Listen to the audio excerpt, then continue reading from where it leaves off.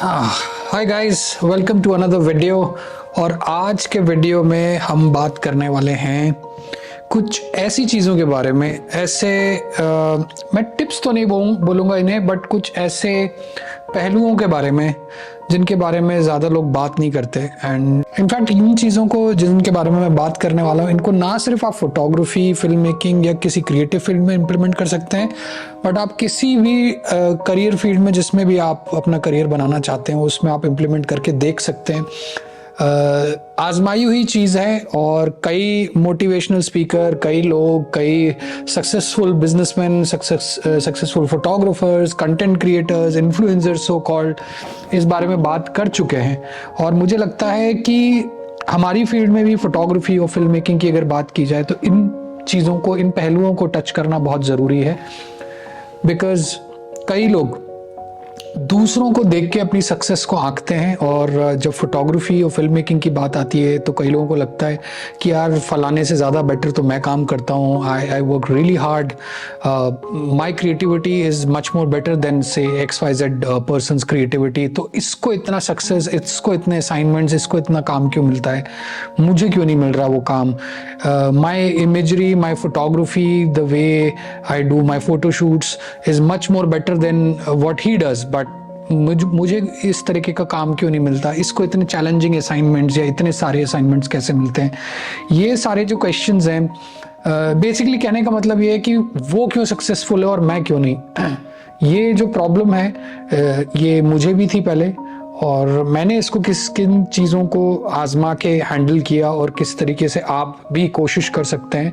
मैं ये तो नहीं बोलूँगा कि जो चीज़ों के बारे में मैं बात करने वाला हूँ वो 100% फुल प्रूफ है, बट डेफिनेटली आपको कुछ ना कुछ अच्छे रिजल्ट्स उन चीज़ों को अगर आप आजमाएंगे तो डेफिनेटली मिलेंगे। तो चलिए चालू करते हैं। उन लोगों के लिए जो अपने आप को बड़ा स्ट्रगल फील करता हुआ महसूस करते हैं, सबसे पहली चीज़ जो मैं यहाँ पे कहना चाहूँगा, अगर आपको फोटोग्राफी में, फिल्म मेकिंग में खासकर अगर आपको सक्सेसफुल होना है, तो सबसे इम्पॉर्टेंट चीज़, स्किल को हटा दीजिए। स्किल तो चाहिए ही, बिना स्किल्स के, बिना, अगर आप अच्छी फोटोग्राफ्स नहीं लेते, अगर आप गुड क्वालिटी ऑफ इमेजेस नहीं लेते, अगर आप क्रिएटिव नहीं है, आपकी कॉम्पोजिशंस अच्छी नहीं है, तो डेफिनेटली फिर ये जो चीज़ों के बारे में मैं बात करने वाला हूँ, ये इनका कोई तुक नहीं बैठता। बट अगेन, स्किल्स को अगर हम साइड में रखें तो सबसे पहली चीज़ जो मुझे लगता है वो है कम्युनिकेशन।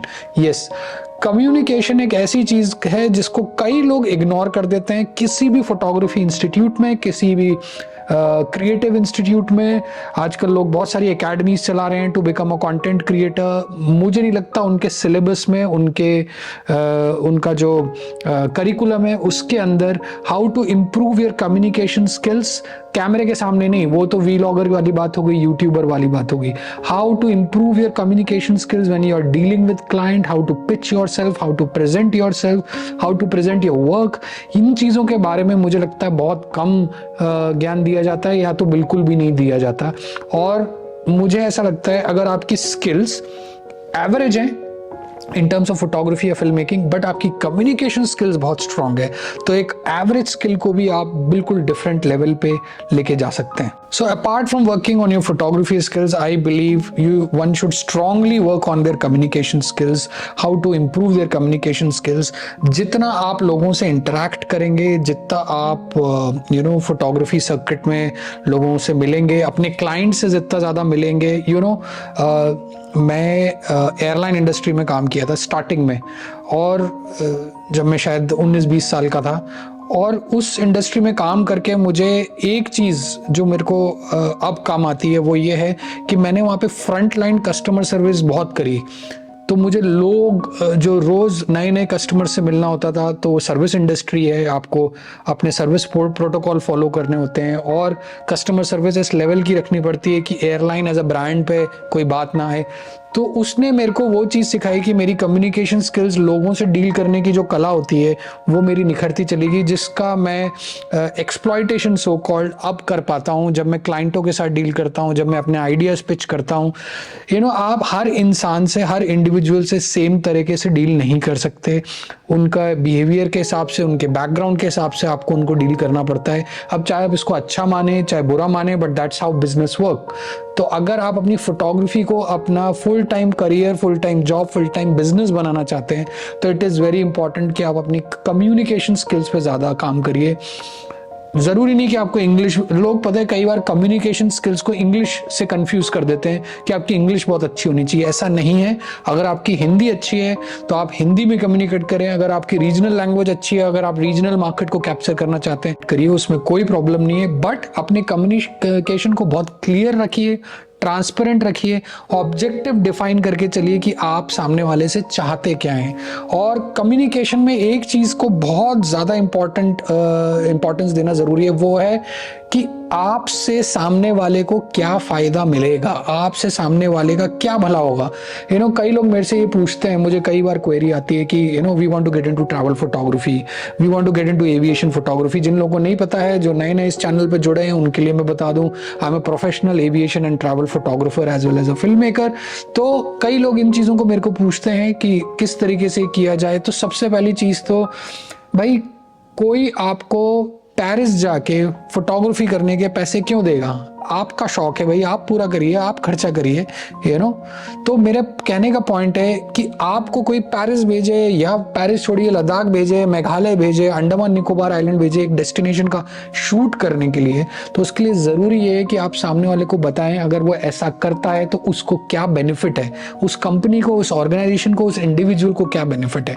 लोगों का फोकस यहाँ ज्यादा होना चाहिए, बल्कि लोगों का जब वो कम्युनिकेशन कर रहे होते हैं, जब वो ऑब्जेक्टिव डिफाइन कर रहे होते हैं अपने कम्युनिकेशन में, जब भी क्लाइंट से डील कर रहे हैं, वो हमेशा इसी चीज पे फोकस करते हैं कि उनकी इच्छा क्या है। भाई, आपकी इच्छा पूरी करने के लिए कोई दूसरा आपको पैसे क्यों देगा, राइट? तो अगर आपका ऑब्जेक्टिव बिल्कुल क्लियर होगा और आप अगर सामने वाले को कन्विंस करना चाहते हैं, तो उसके लिए सबसे पहले तो ऑब्जेक्टिव क्लियर होना चाहिए और उसको एक बहुत ही वेल डिफाइंड तरीके से सामने प्रेजेंट करना चाहिए।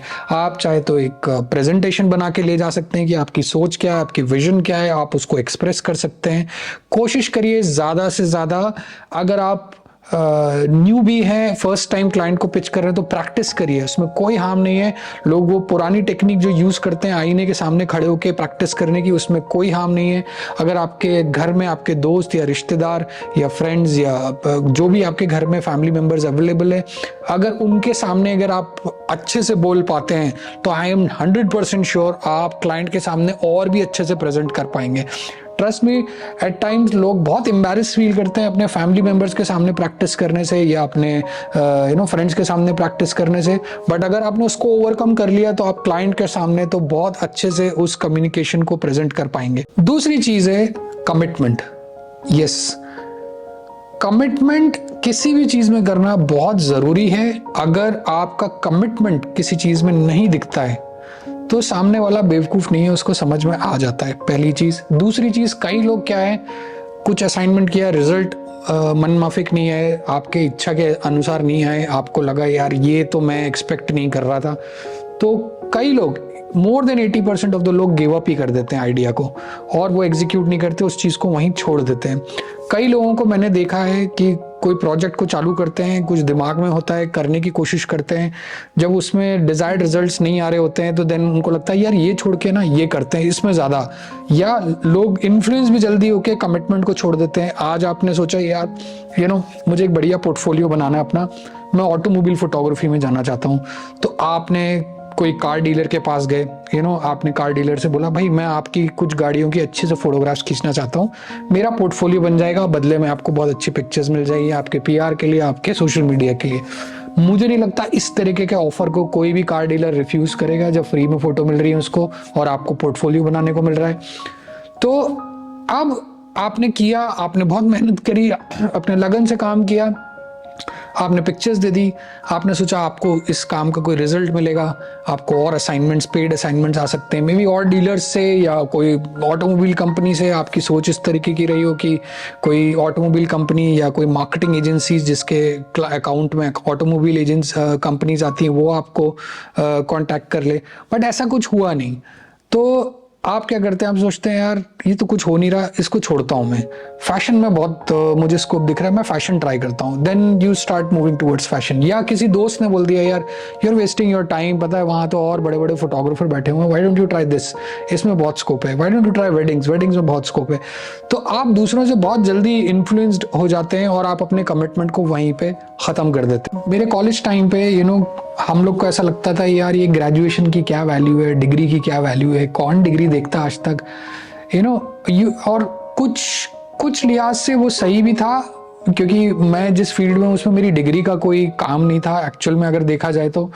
और कई लोग ऐसे जॉब्स में चले जाते हैं जिनमें उन डिग्री का कोई काम नहीं होता। People are working in banks after doing IITs, people are working in tech companies after doing MBAs। So most of the time हो भी सकता है कई डिग्रीज का कोई बहुत इंपॉर्टेंट रेलेवेंस रहता हो अगर आप कोई टेक्निकल फील्ड में जा रहे हैं, इवन इन नॉन टेक्निकल जैसे फाइनेंस वगैरह में रहता होगा, I am pretty sure. But उस टाइम पे मुझे पर्सनली ये लगता था, आई एम श्योर सब इस फेज से गुजर चुके हैं, यार क्या ज़रूरत है डिग्री की, गवर्नमेंट जॉब्स को छोड़ के डिग्री देखता कौन है। बट बाद में जब मैं कॉर्पोरेट में गया, जब मैंने काम किया और मैंने लोगों से बात करी और मैं इंटरेक्ट करता था, तो I got the chance to sit with a very knowledgeable HR person. और फिर मैंने उनसे बात की कि जब उस डिग्री की, उस फील्ड की मेरी एजुकेशन से कोई लेना देना नहीं है, तो डिग्री क्यों देखी जाती है उस फील्ड में। और यहाँ पे मैं एक पॉइंट प्रूव करना चाहता हूँ अपना, इसलिए मैं इस टॉपिक को यहाँ पे लेकर आ रहा हूँ। और उन्होंने मेरे को एक बहुत अच्छी बात बोली। उन्होंने बोला कि अभिषेक डिग्री किस लिए देखी जाती है कि एक स्टूडेंट 12वीं का 18-19 साल का, वो फर्स्ट ईयर में जाता है, वो सेकंड ईयर में जाता है, वो थर्ड ईयर में जाता है, कुछ केसेस में वो फोर्थ ईयर भी होता है ग्रेजुएशन का, इंजीनियरिंग वगैरह में, और ऑनर्स डिग्री अगर आप कर रहे हैं तो 4 साल 3 साल वो लगातार कॉलेज जा रहा है, कंसिस्टेंटली मार्क्स ला रहा है। भले ही वो 60% ला रहा हो, 50% ला रहा हो, बट उसी ब्रैकेट में कंसिस्टेंटली मार्क्स ला रहा है। अगर टॉप कर रहा है तो और भी अच्छी बात है, बट कंसिस्टेंटली मार्क्स ला रहा है ना। उन सब्जेक्ट्स का जो वो पढ़ा उधर में भी, जो जॉब हम उसको ऑफर कर रहे हैं उनमें उस सब्जेक्ट्स का कोई रोल नहीं है या उसकी कोई इंपॉर्टेंस ना हो, बट प्राइमरली हम ये चीज देख रहे हैं as a HR, as a hiring professional, कि ये बंदा कितना कमिटेड था, कि 12 साल की स्कूल एजुकेशन के बाद भी, लगातार स्कूल जाने के बाद भी इसने 3-4 साल और रोजाना सुबह उठा, सेम रूटीन फॉलो किया, सेम कॉलेज में गया, सब्जेक्ट्स पढ़े, कंसिस्टेंट मार्क्स लेकर आया, और ये इसने लगातार 3-4 साल किया। तो ये शो करता है कि बंदा कमिटेड तो है। तो हमारी कंपनी के लिए भी अगर हम इसको हायर करेंगे, रोजाना ऑफिस आएगा, 9 से 5, 9 से 6, 9 से 8, जितना भी काम है काम करेगा और घर जाएगा, कम से कम कमिटमेंट दिखता है। इसलिए हम प्रेफर करते हैं कि जो भी लोग ने ग्रेजुएशन किया हो और कंसिस्टेंट मार्क्स लेकर आए हो, उनको हम प्रेफरेंस दें इंटरव्यूज में।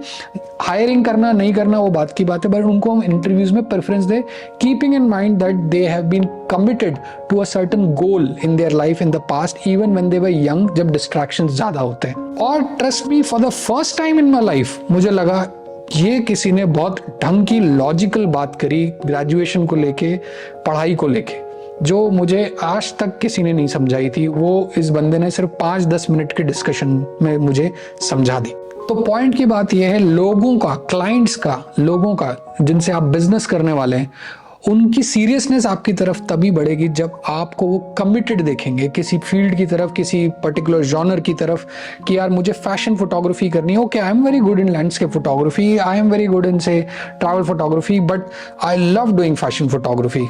सो आप उसमें कमिटेड है, आप उसको छोड़ ही नहीं रहे हैं, चाहे रिजल्ट अच्छा आ रहा है चाहे बुरा आ रहा है, आप उसको टाइम दीजिए। Everything takes time, everything needs time actually. रातों रात सक्सेस बहुत कम लोगों को मिली है, लॉटरी में ही ऐसा होता है, और इंडिया में लॉटरी बैन है, सो रातों रात सक्सेस बहुत कम लोगों को मिलती है।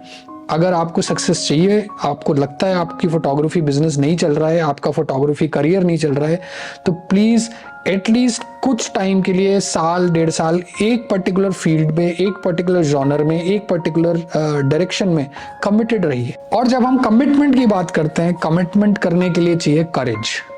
करेज का मेरा ये वाले करेज से नहीं है कि आपको बहादुरी चाहिए।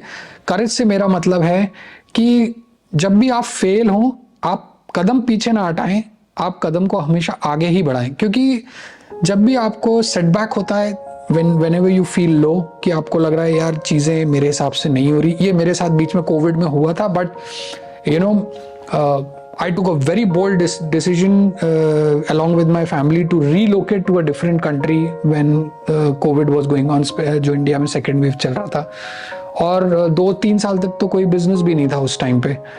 बट आई थॉट कि क्या होगा यार, it's just an experiment for 1 year, we will go, we will try. अगर कुछ अच्छा हो जाता है वेल एंड गुड, अदरवाइज ऊपर वाले ने 2 हाथ दिए हैं, इनको लेके हम वापस आ जाएंगे. कहीं ना कहीं कुछ ना कुछ हो ही जाएगा. वी आर नॉट दैट गधा कि कोई हमको कोई नौकरी भी ना दे.